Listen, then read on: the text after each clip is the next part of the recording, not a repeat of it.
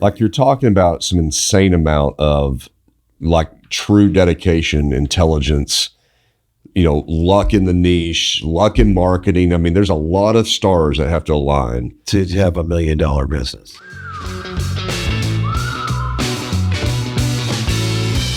No, I was just going to say that we better get into our intro here. Yeah. It's another episode of that big talk about small business. Yes, it is. Yes, it is. And one of the unfortunate facts of life with small business is people leave. And sometimes they want to do their own thing and they want to be a one-person company. I didn't call them solopreneurs, though. No, you didn't. Okay. You didn't, but that's what they are. Preneurs, my butt. If they create something they can sell and make a boatload of money on when they exit, I'll call them a solopreneur. So Samantha is wanting to go and be a solopreneur, Marcus. Well, does she really want to be a solopreneur or does she just want to make money from doing her thing? I really don't know. I didn't ask me questions. Yeah. I was so incredibly disappointed in her. I know. I can't blame you. She's the one that does these fantastic notes. For those of you who didn't know. Yeah. She guides us. I was just thinking today how great it is, We get up in the morning, we do whatever we do. I had a nice breakfast in downtown Rogers. Come over here to the studio. Life's easy. It's all laid out for us. It's great. It's great. The mics are in the right position. The hat's out. The hat's, which we don't really use. No, we don't. No. But still, it's there. It's the topic is set. There's like research tidbits. Yeah. And what's the topic today? Which is, I feel, is a little self-serving for Samantha. It was. I mean, you saw right through that. I'm a little slower on the uptake. Well, I mean, you are almost 80. Oh, come on, dude. Not that. I thought you said the last episode you're about to be 80, wasn't it? No, I didn't say that. How old are you? I'm sorry. Should we not talk about that on the show?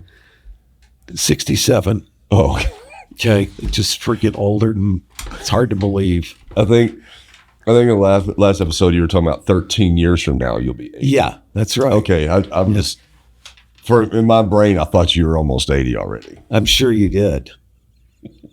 Sometimes I feel like that. And sometimes you don't. And sometimes I don't.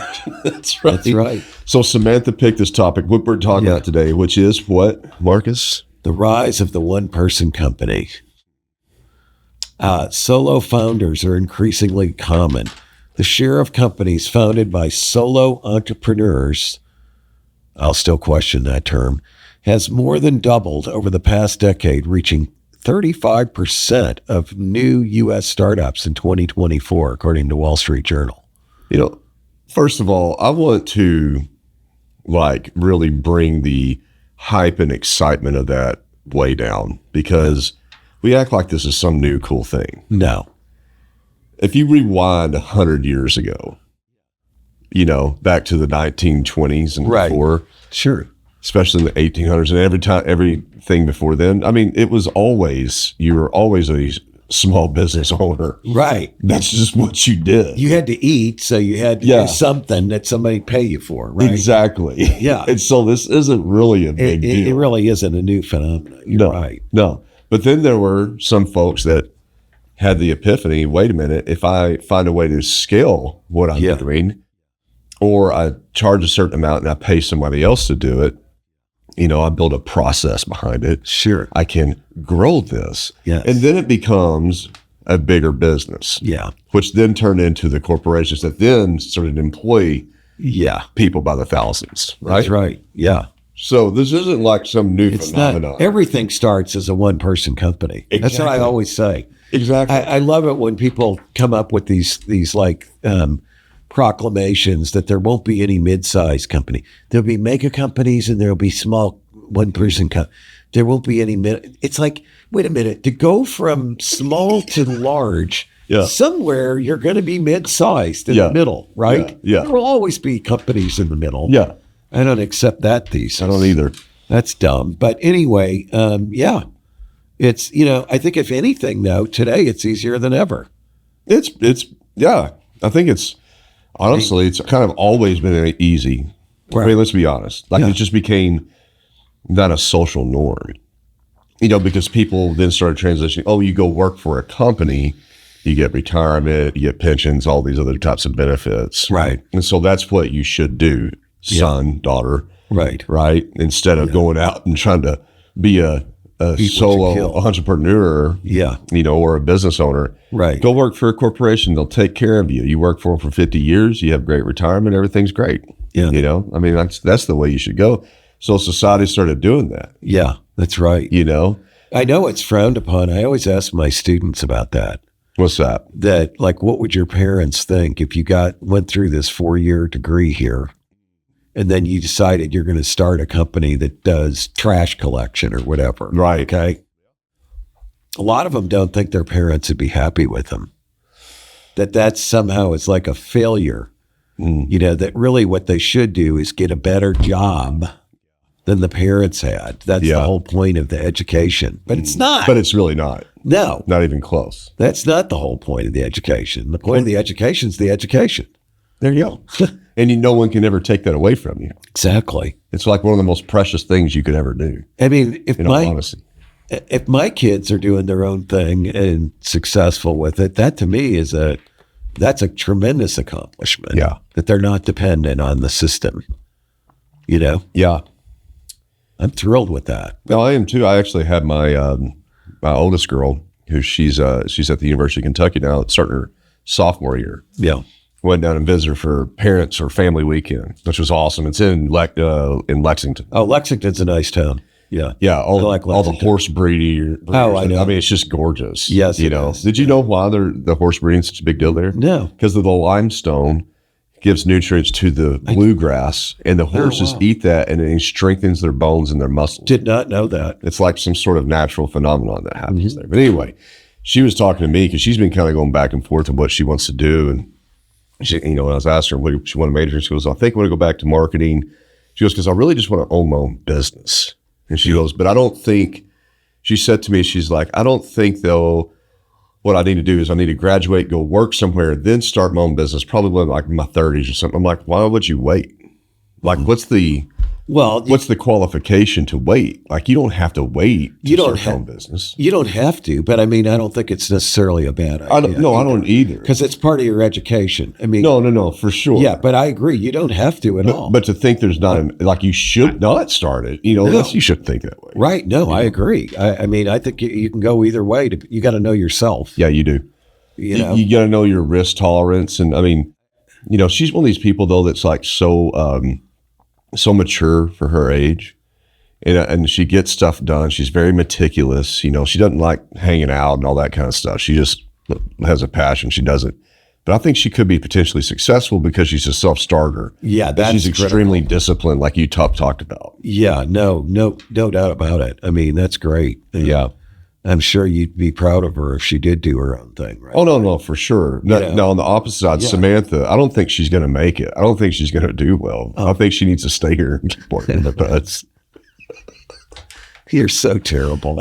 I'm kidding, everyone. No, Samantha, if you're listening, I'm kidding. He doesn't really think that. I'm just trying to bring you down so you stay with us. No, I I think the problem, though, for a lot of people is they don't realize that how easy it really is to get started. And then the other thing, back on what you were talking about with your daughter, like she wants to wait till she's in her 30s or whatever.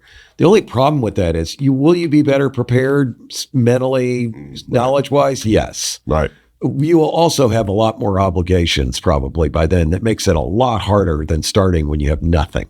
Agreed. Nothing to lose, nothing, no overhead. And I'd say there's another key component. The older you get, the less energy you really have. Oh, it's true. Mental energy, physical energy. Most people. When I started my business, I think you did too. Like I was 22 years old. Yeah. Like I don't even remember sleeping. I know. In my entire 20s. Yeah. Like I was just always on. Right. I could sleep for 3 hours and wake up and crank it. I just remember hanging out behind my computer. Then I'd be at events and I'd be selling ads. Then I'd go to the printer. Go fly down to Dallas and do some print checks and then fly back. I mean, it's nuts. I remember getting my MBA at 22 and I was working about 50 hours a week and getting my MBA simultaneously. Yeah. No problem. No problem. Okay. eating ramens, man. I mean, like, and your diet's terrible. You're not exercising. Banquet TV dinners. Yeah. Broke, busting. Pies. Yeah. But and still having a good time. Right. But, you know, I mean, yeah, it's true that you do have more energy when you're younger, but I still feel like I got pretty much energy. At least I can direct it more effectively. That's fair.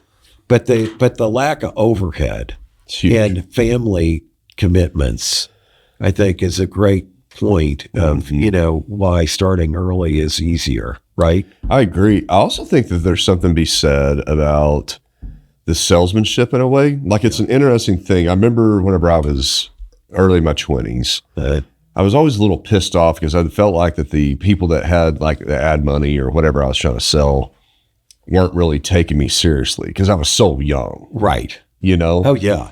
But looking back, there were a lot of people, probably about the same amount, if not more, that were paying for ads or supporting me because I was young. They wanted to, they're like, this dude, He's young. Let's help him out. I remember like selling, like, for example, high roller cyclery in my Get Out magazine. Yeah. Uh-huh. I mean, that guy, Chris, like, he was a super cool dude, but I remember him just looking, he's like, man, we don't advertise. And this is like my third time I've been in there, like asking for them to advertise. It's such a little shop. I'm like, it was. Yeah. I'm like, look at the magazine. And this is like all your same audience right here, selling. He's like, third time, he's like, man, he goes, we really don't advertise. And I don't think we're going to get anything out of this. But I'm going to I'm going to help you out. It was like $300 for the issue or something. And he put an ad in. But it was a big deal to me. It was very encouraging. Yeah, they just took an interest in you. They just want to help you out. It's true. I never thought about that, but you can get away with that when you're younger. Now nobody wants to help me. No. Who wants to help me out? Dude, they think you have everything and that you should be giving them stuff. That's the way it is. It's like whenever we have anybody coming over to work on our house, if it's a new subcontractor or something, I tell my wife, like, put the cars in the garage and shut the door. Okay? I mean, seriously, they're going to think, they'll look at our cars and go, we're going to charge these people twice. I'm absolutely convinced they do that. Oh, yeah. I am convinced. If you live in a nice neighborhood, there's like a tax on that. Exactly. It's like, oh, yeah, that's the 30% tax or the 50% tax. Right. It's like, dudes, we know. It was really interesting. I just had, I'm not going to get into it, but let's just say I had some bids on something by 3 different providers. And 2 of them were outrageous. And one of them was like literally 40% the price of the other ones. Wow. And I know the quality of the 40%er. It's not less than the others. Yeah. You got taxed. I got taxed. Somebody saw your cars. Yeah. Yeah. It's like, shut the door quick. No, so this also says many small businesses in the U.S. are effectively one-person operations, around 82% of the small businesses. Yeah, they are. I believe that.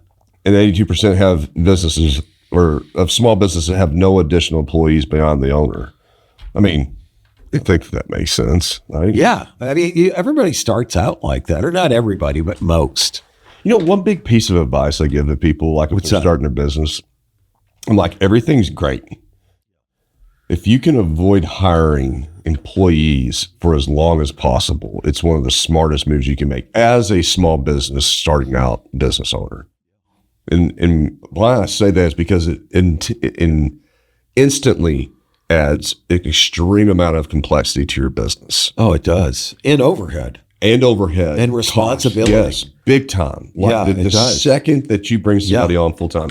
And there is a breaking point, right? Like, I mean, you should try to do it all yourself as much as you can. I agree. Like, and if you learn a lot from that, if nothing else, right? Yeah. Then every nook and cranny of your business. Yes. And especially if we're talking about, if you're young, you can kind of do a lot by yourself. Sure. You can do about 90% of everything. I mean, there's so many great tools today. Accounting software, marketing software. You can automate stuff, get some at AI. There's everything out there. Get some agents working for you. Yeah.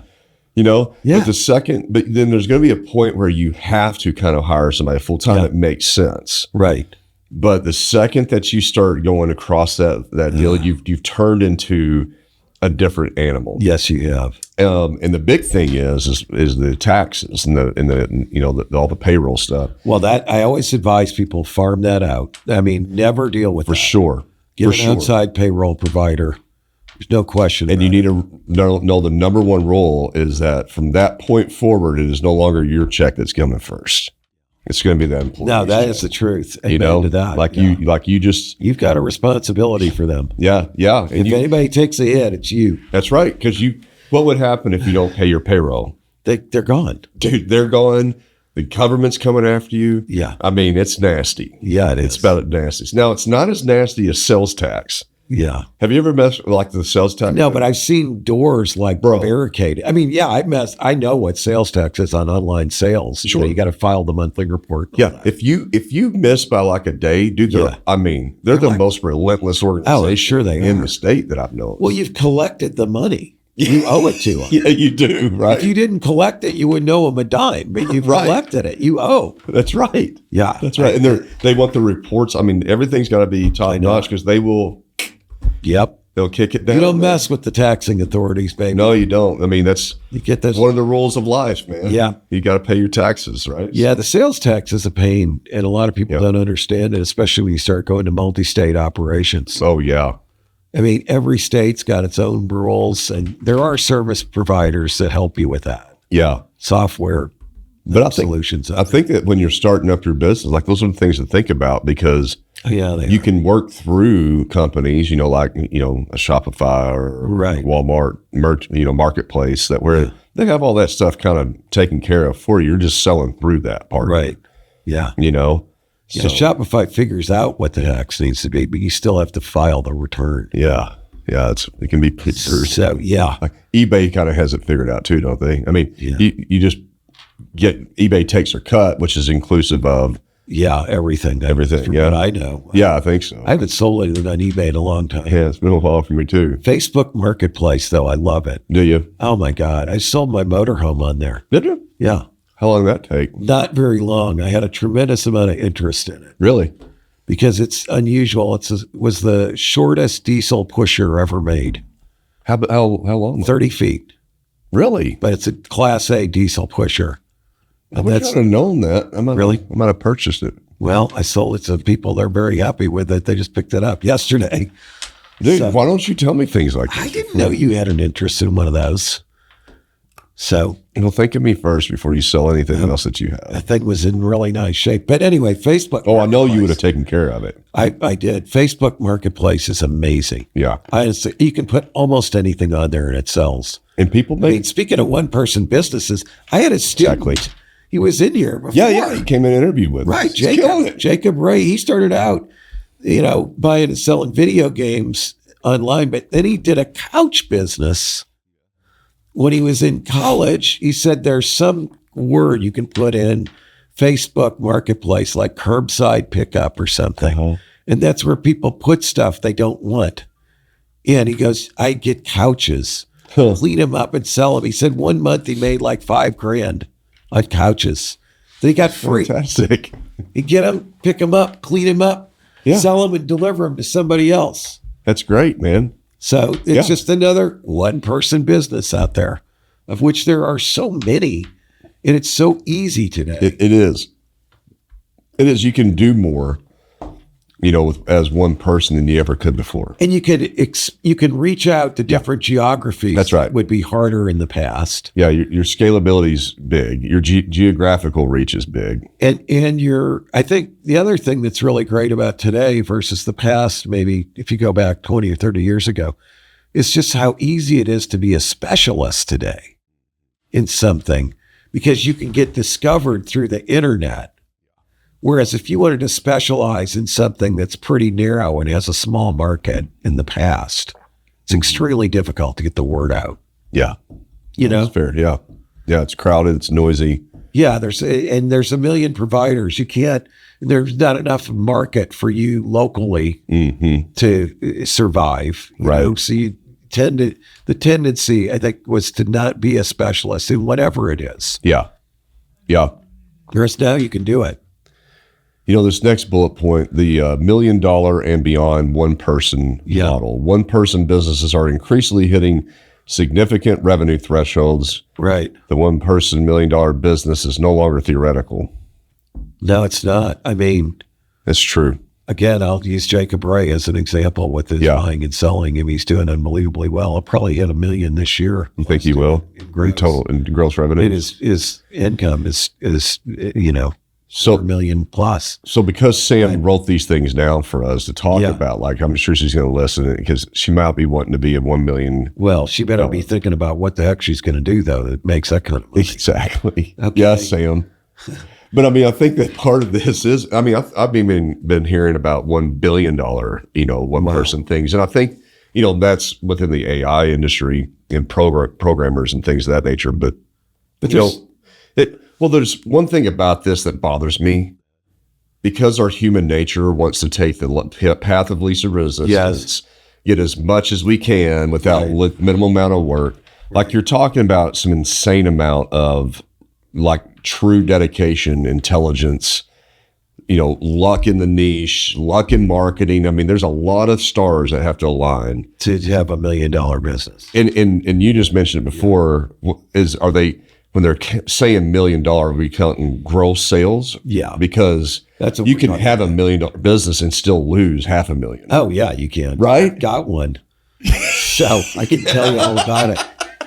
Just multiply all that by 3 or 4-fold. Right, but these reporters are going, how much you bring home? Like, there's a lot. No, that's true. But there are some great small businesses out there. Like I heard of a guy who did it all with, was it Oric vacuum parts? That's all he did is he buys up all the Oric vacuums he can get, disassembles them, and sells the parts on eBay. I love that. Okay, and makes a fortune doing that. That's awesome. I mean, it is. It supposedly he's doing over $1 million. Another business that I saw that was a tremendous business. I don't know if I mentioned this on here or not before, but we were redoing our first house in Fayetteville 21 years ago, and it had 6 bathrooms in it, and they were my then wife. They were all marble bathrooms. Okay. Every one of them. And the one in our master bath, though, had this mosaic marble, 312 pieces in a 12 by 12 tile. Yeah. She found that she wanted. Okay. Well, this tile costs $34 a square foot. Dang. At our local tile store to get. Okay. Yeah. That's a lot of money. Now, in all fairness, we only needed like 200 square feet of it. So it wasn't like going to break the budget. But nevertheless, okay, it's a lot of money. So I'm like, I don't want to spend that. So I got the name off the back of the tile. Mm-hmm. I get online, I Google it, and I find out I can buy the stuff for $7 a square foot. Okay. So I get on, I see it online.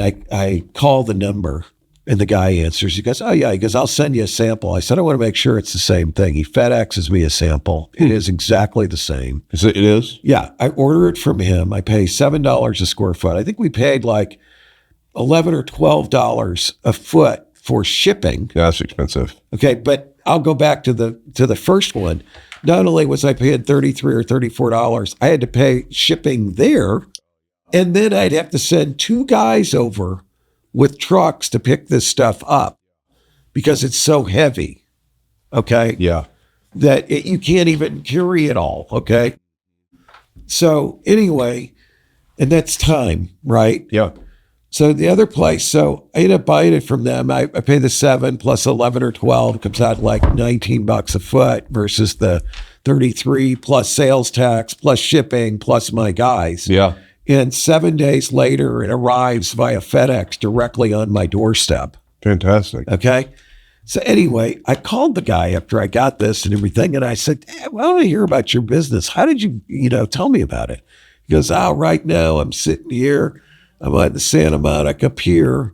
This is where my office is. I'm looking out at the ocean because I just work by myself. I said, how did you set this up? He goes, well, I used to work for a company that called on these companies in China. And he goes, I just made a deal with them. Like, if I want to buy your products myself and have you ship it direct to the customer, what will you charge me for the products? And I got a deal with him. Okay. And he goes, so all I do is I put that stuff online. People like you buy it. I get your money 100%. Yeah.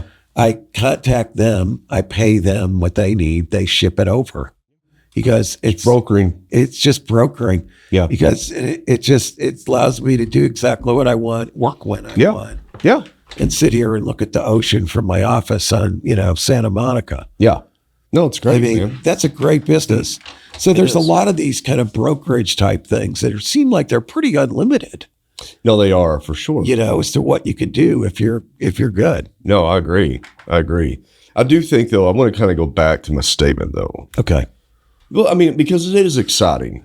Yeah. But I mean, in all honesty, like if my business is shut down or whatever, or I fail, right, and everything falls, like I've always had a confidence that there's some way to make money. Yeah, like I just don't see myself being able to go work for somebody, unless, like I don't either. When you think about what you're going to make, great CEO was to call me and say, "Hey, I want you to be I want you to come work for me. Yeah, I'll pay you X millions a year with these stock options. Yeah.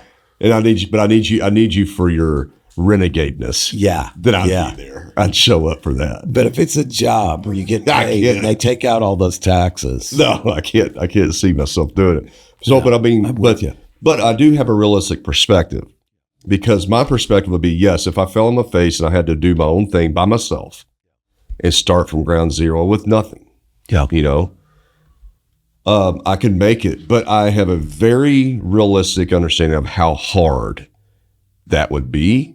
Yeah. Like in the amount of work and labor that I'd have to put into Exactly. it. And the fact that like I don't have any shiny idea that I'm going to be making $1 million business by myself. Right. No. You see what I'm saying? And yes, I'm afraid that people in today's culture. Yeah, it's going to be a lot of work, because what you're saying, it's not glorious. It's not, dude. And like that's the reality. I'm going to go talk tomorrow in Jonesboro. Right? Better go talk to Sam about this. She's going to listen to the podcast, but it'll come out after she's gone. It's not going to be fun, Sam. You're not going to make any money. But I'm talking tomorrow about entrepreneurship for Arkansas State University in Jonesboro on a panel or something. That's nice. Did you get who got you sucked into that? Bond. Okay. Yeah. And so, but man, it kind of comes back to the same thing to me. Like this shit is not glamorous. Right. You're just willing to do the work. You do anything. Like I would do anything. Right. For revenue. Right. Like, but that's my mentality. Like I'm the same way. I don't have this attitude. I'm not arrogant. I'm very service minded. Like, yes. And I'm very value minded too. And so like, if I was like, Mark, pay me $1,000 for to do this. But in my brain, I'm going, I will never let this dude down. Right. I am going to die before he has to come back and say, you know what I paid you for wasn't worth it. Exactly. And if I screw up, I'm going to do it 4 times over for you and without asking for money, because I want to prove to you that I will never, ever let you down. Right. Right? Exactly. I mean, just think about all the businesses that if they functioned like that you would be doing business with. Yes, I know. I mean, all the service providers. That's what. I mean, we have so many service providers. It blows my mind. If you stay at my house for the day and you watch the number of people who come and go, whether it's the guy who maintains your hot tub, it's the guy who cuts your grass. We have a woman who works for us who just does whatever we want her to do. Yeah. She cleans off the roof, the gutter. She washes the RVs. She's cleaning out the garage. Whatever we need. Okay. Yeah. You got house cleaners. Yeah. You got painters. We got guys working on our floors. We got guys working on putting ceilings in. Uh-huh. And we got tree cutters. I mean, we all have these different providers. Window washers. Okay. You start thinking about all those service providers. If they just had that attitude that you expressed, that they're going to leave and I'm going to be delighted, we would be the greatest country that ever existed of all time. And they'd all be doing well. That's the thing. Everyone would be doing very well. And I would be happy about how I'm putting forth my money and investing it back in. But I don't think that, to your point, it's exactly my point. Does the aspiring solo entrepreneur have that just relentless mentality? Because Yeah. It's going to be hard to ever be that $1 million one-person company Okay. with some sort of mentality like that. Well, I think a lot of people just think the goal is sell all my time and I got to sell it cheap. That's the worst thing. When you're totally busy and you still can't really make any money because you sold it all too cheap. That's a bad trap, because then you make less money than you'd make in a job because you got no benefits. You're working all the time. It's all on you, and you make nothing. And in some of those cases, it's like if you would just push through, if you'd find some sort of efficient process, Right. you can go Price yourselves differently. Yeah, you can fix it, Package but it. you have to be willing to, like, how long do you stay in that bubble? Exactly. I mean, do you spend a year in it? 2 Yeah. years? 5 years? At White Spider, I spent a good 8 years trying to break through a glass ceiling. It's hard. It's hard as hell. It really is. It's so hard. And if you are adamant about being only one person firm and not hiring people like we talked about earlier, crossing that threshold, which introduces a whole new handbasket of hell. Right. Right. I like that term. Handbasket of hell. Yeah, that's good. I got to remember that. But if you're not willing to go across that, then you have a choice of you're only going to make so much amount of money on it, right? That's right. So it's very limiting. It's the what you've just set up for yourself. The point of it is, in my opinion, I don't know why I give so much of a crap. And just like tomorrow when I talk, or when I came to your classes and I talk, I'm like, guys and gals, this is not fun, right? What is your idea of starting your own business and being a solopreneur, an entrepreneur, whatever? Doesn't matter. What's going on in those brains could be completely off base, because it's not something you can just study and do. Yeah, it's you have to do it. Yeah, it's not even a trade, because you can be a tradesman and start and be a great plumber. That's not going to mean you're going to have a good plumbing business. No, it does not mean that at all. I mean, right? Yeah, absolutely. And so when you go into this thing, man, like you need to know what you're coming into, because I'm honestly fearful, because of the way that we have created this society of an employee mentality. We're trying to go into more business. These people, their expectations are whack. I always say it's the pop culture, and what it promotes. Yes, it comes back to TV, movies, books, how it promotes it. Now that said, okay, I'm not quite as maybe as negative as you are. Hey, I mean, honestly. Well, one more thing on that point, though. Okay, do you mind? No, because I agree. It's the pop culture. It is. Paints this picture. Yes. But it's an unrealistic picture. But then I would argue, if I was listening to this, like, well, I mean, we did it back in the 1800s and before. Let me tell you something. There was not a pop culture back then. No. And when you started a business, you did it to freaking survive. And to eat. Yeah. To live. It's a lot different than watching social media, seeing homeboy out there, homegirl that's making millions of dollars as an influencer, and they look like they're having the best time in their life. Right. And it's a bunch of lies anyway, but you follow that, and then you think all you got to do is take a couple of classes, and now you're an entrepreneur, and here you go. Start, I mean, and then you have and then you talk about it, but you don't do it. Yeah. Like you could totally unrealistic. You could deceive yourself into a very depressive state. That's my point. Yes, I agree with that. Now, that said, I'm not going to say that when I started my business that's why I grew today, that there wasn't a lot of fun and that there wasn't a lot of joy coming from suddenly not having all the meetings and requests for information that I had to provide when I worked in a corporate job at a high level. For sure. Okay. I had so much more time. Yeah. I was really struck by that. Yeah.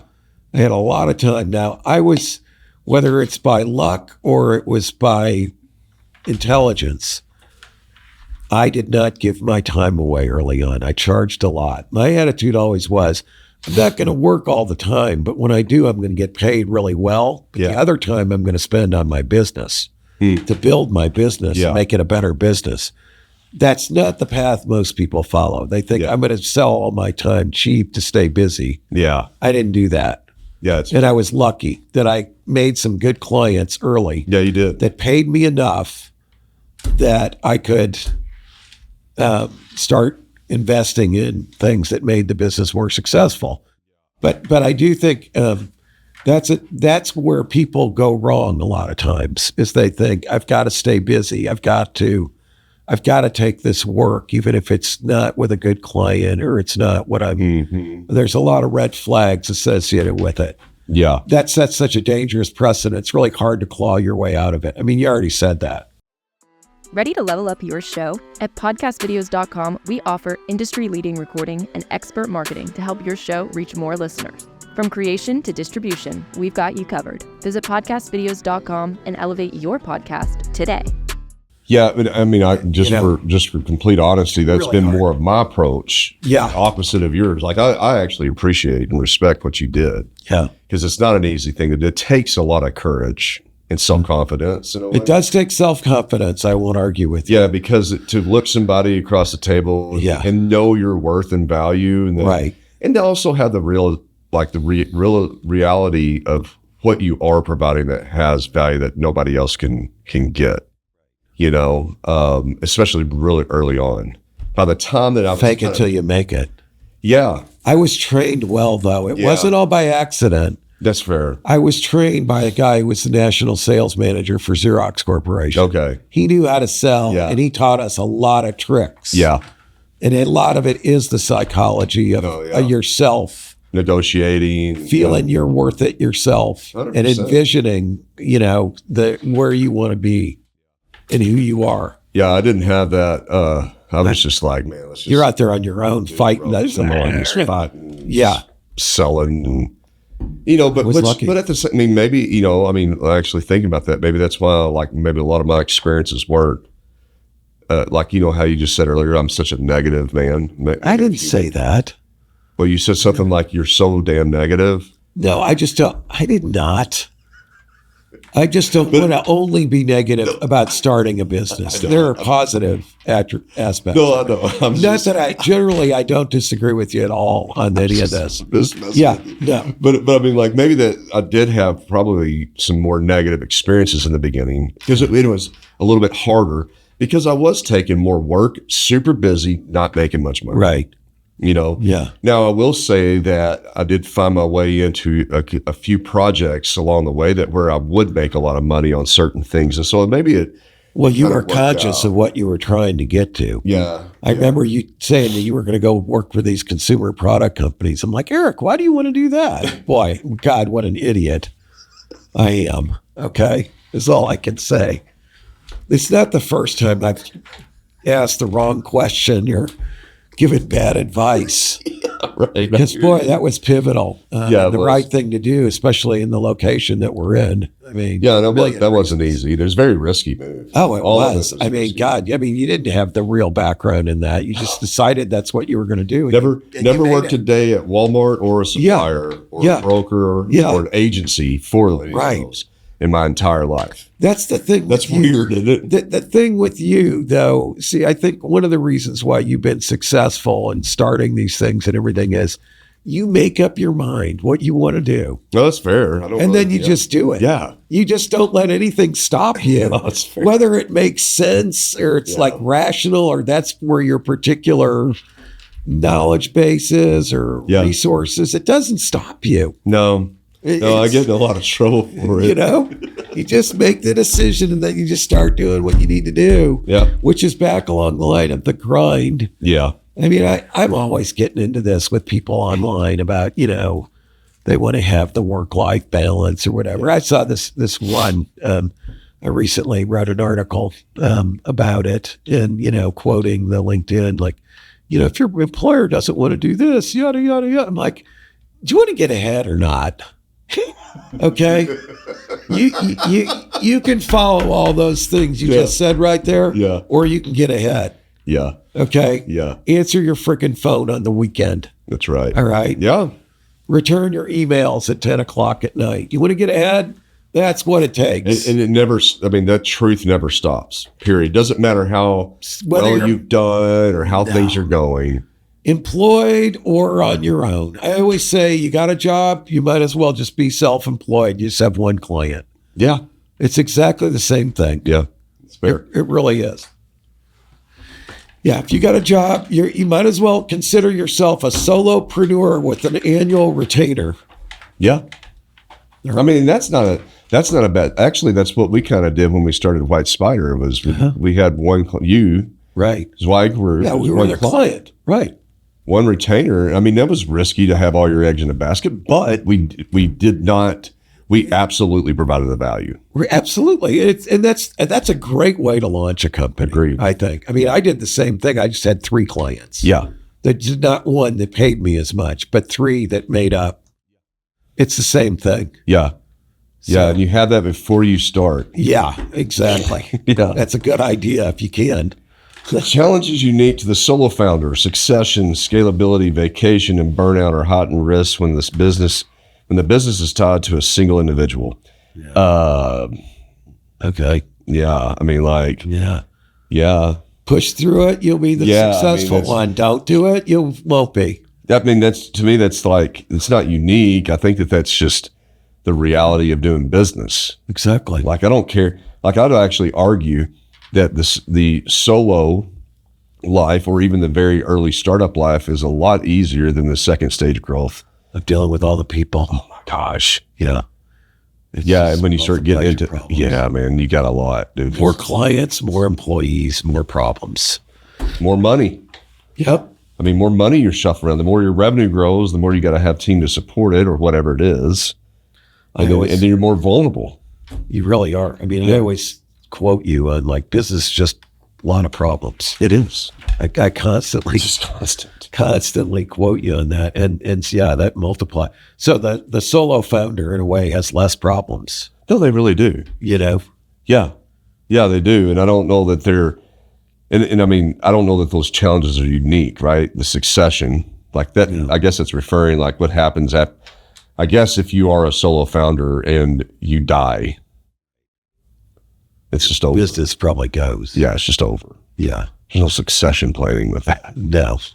I guess there's some businesses though that you could do that, you know, that don't necessarily rely on your unique individual abilities. I don't think there's that many though. No. Okay. No. And I mean, and even if you were doing something like e-com brokering, like you were talking about your buddy earlier, slinging tiles, like you got to know who to call. You got to know the process of the business. Yeah. I'm sure he's got to periodically go back to China and renew his relationships with these factories or find new ones. Right. Yeah. And how are you going to teach somebody that and be like, hey, look, I want to train you on all this, but by the way, I'm not going to hire you. Yeah, these are the customs that you have to follow when you meet with these people. That's right. I mean, you're not going to get paid but in case I die, I want you to be able to come back in and take I know. Like I guess that is a kind of a unique vacation. Like go ahead and get vacation out of your mind. You can't, let's be honest, you can't have one foot in, one foot out. Right. You can't go into entrepreneurship wanting to be an entrepreneur with one foot stuck back in corporate America that came up with the idea of having vacations. I know. Because the vacation thing is something corporate America came up with so that you would work for somebody. It's true. Yeah, you're right about that. It is. Yeah. It started with the Romans even that are like the wealthy Romans that wanted to go on a vacation to see other places. Yeah. Like, I'm sorry, it wasn't for the surviving entrepreneur that's trying to eat. I still, at this point in my life, I still not going to say I don't participate in things when I'm on vacation. I mean, I just took a 2-week vacation this summer, but I was still like on your phone, emailing on my phone, talking to people, making decisions. What else are you going to do? I mean, it's this weekend. I got to go to California, and my wife said about one particular meeting that I'd like to have on there. She's like, hey, if you got to extend it, I do what you have to do. I totally understand. Yeah. It's my weekend, though, without kids, So give it up, man. Vacations are not going to exist. Yeah, you got to take care of business first. Yeah. Okay. You want the big bucks. You want the freedom. Yeah. Or you want to be let me get this straight. You want to be $1 million, one person solo founder with vacation and a succession plan. Yeah. And not be burnout. Sorry. That's like, yes, I want to eat pizza and ice cream every day for every meal. But I'm not going to get fat. But I don't want to be fat. I know. It really is. I mean, it's the same thing I always go through with these like starter home. Yeah. It's like housing is not affordable in this country. Hey, it is if you go buy a trailer and you have a lot rent that you pay. That's my first house. Yeah. Now, if you need to have a 2,700 square foot house with 4 bedrooms, 3 baths, and a 3-car garage, brand new in a neighborhood with a fenced backyard and a 2-story high living room and a luxurious master bath and a giant walk-in closet, and you think that's your first house, it's going to be expensive. Okay? Good luck. That's what it costs, man. Yeah, that's what's so distorted about things. It's like it's a totally unrealistic expectation. I think that's what the word is, right? Expectations. Like if you're listening to the show, if you're Sam and you're going to go out. Get real, Sam. We can't, no one can understand what's in your brain about your expectations. Right. And what we're cautioning people as just having our experiences in our small and medium-sized businesses. Yeah. What are your expectations? And you need to be cautious about that. Are they realistic? Yes. And I would even say, I'll just share my own experience when I look back to when I was a young entrepreneur, not the second time around after, White Spider, but before that, when I was starting that, like I didn't have an expectation. I had nothing and I expected nothing other than I wanted to solve the problem. And I saw that the problem existed and I had an answer for it. Right. And so then the rest of it was a campaign to solve it and just to get people to freaking wake up. That was it. That was the driving force behind it. Wasn't to make money. I mean, I know people don't understand that. No, it's nowhere on the radar. It's you need to make money in order to survive. The business needed money. Right. Exactly. And I had to take a little something, but it was always check floating, not cotton. I was always check floating. But that's the problem is what drove you. I get it. Yeah. And I certainly never thought about vacation. I certainly never thought about burning out. Dude, I bet you I was burnt out for probably 10 years of my entire life during that time. I mean, I think I've been burnt out for a couple of decades. But you were still more productive burnout than other people are. And I don't mean to minimize that for other folks, but I mean, if I'm going to be honest, like I'm tired and I don't want to do things. Right, but you have the discipline to do it. Yeah. And there's I got a desire to fix something. If people don't have that desire to solve the problem, to fix something, to do a better job than what's out there now, and feel like that's the most important thing. Yes. Don't do it. That's right. Because it's going to be hell. Yeah.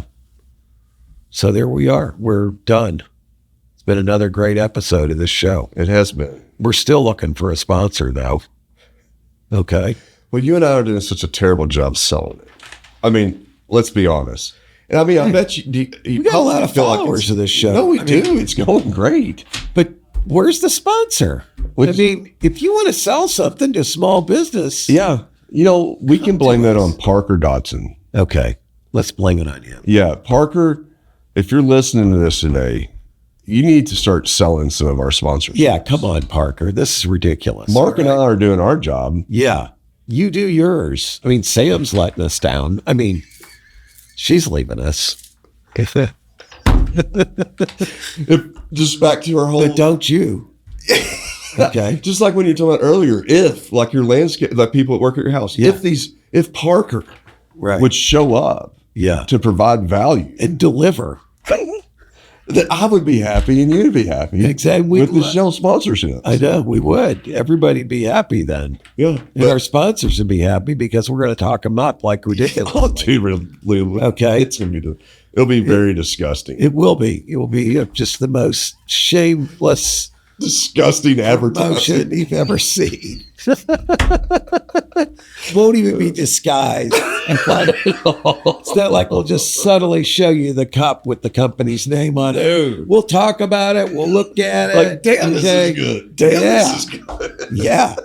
Have the caps. All right.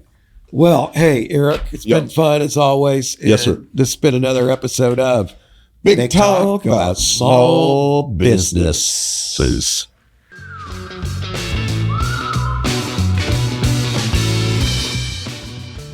Thanks for tuning into this episode of Big Talk about small business.